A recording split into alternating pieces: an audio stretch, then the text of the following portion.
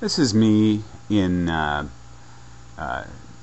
December of 2009. I'm about 335 pounds.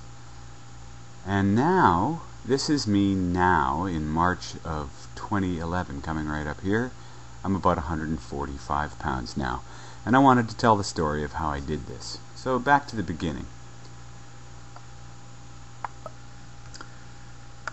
So around that time my wife gave me a webcam for Christmas, and I think this is what drove it home, that I didn't really want to look that way.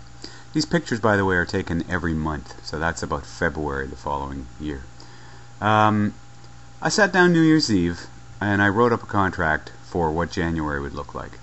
The diet itself was one I cribbed from friends who had done Weight Watchers or Jenny Craig or things like that. Namely, it was 3 meals a day with no snacks, fixed by proportion.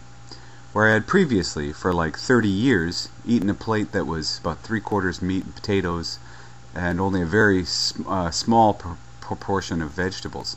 Now I was going to eat practically all of the plate in raw, crunchy, fresh vegetables and only a deck of cards or 2/3 palm of hand size serving of protein and a single slice of brown bread or single cup of brown rice or other similar healthy starch. And then I'd follow it up with a piece of fruit. With no snacks. I knew that doing it for 30 days was had to be possible, and then I could see how things were going by the beginning of February, and take it from there. This turned out to be a really useful trick.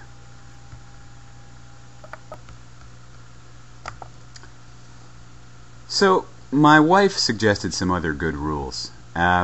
One, no eating at the TV or while I was on the computer or on the phone.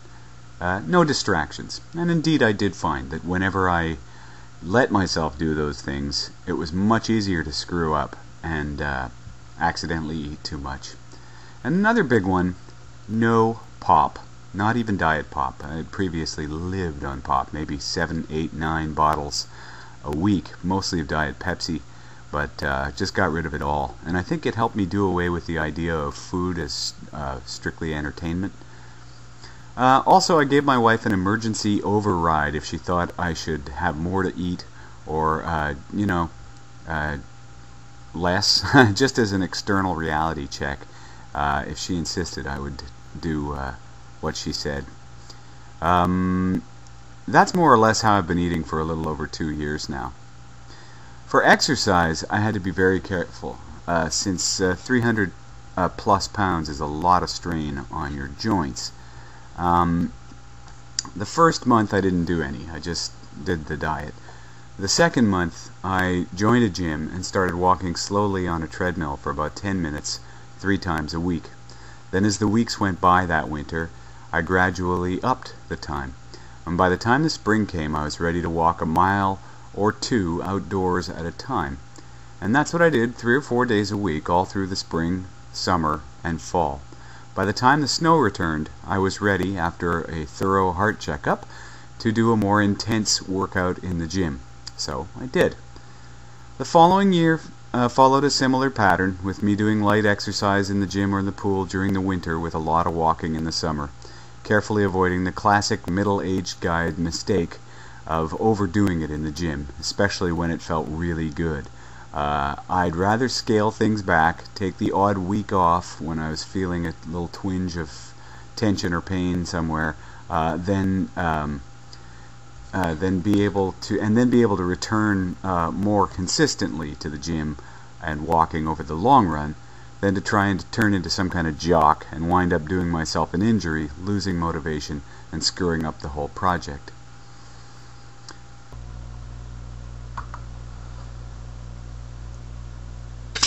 I've renewed that contract at the beginning of every month, and this seems to make a difference. In fact, I have a whole raft of behavioral theories about how to get yourself to change your behaviors, but I'll mention 2 of them right now, and make shorter vids in the future, outlining more of these other ideas. The first and main one, I would say, is that brain cells that fire together wire together. Because actions are regulated by your neural connections, An action you repeat is likely to be one you'll continue to repeat more in the future. So you can rehearse the type of eating you'll do in the future. In fact, if you don't eat the way you think you should, you're rehearsing eating the wrong way, making it that much more certain that you'll screw it up in the future. Every time you put something in your mouth, you're increasing the likelihood that you'll eat similarly in the future. When you tell yourself that this last mouthful of whatever garbage food will be your last, and then you'll start eating well later, you're probably rehearsing telling yourself that, but eating crap. You're actually rehearsing saying the one thing and doing the wrong thing. The bottom line, sure, you can afford the extra 100 calories in that cookie, but you can't afford to reinforce the neural pathways that lead to that behavior. Every meal is a crucial opportunity to program your future behavior. Everyone's different, this is the second point. So monitor your behavior, and when you screw up, look through the previous events and see if you can find a pattern that you can change in order to engineer your behavior. For example, I found that often my poor eating would follow a bad night's sleep. This ironically seemed to follow the days when I was eating too little.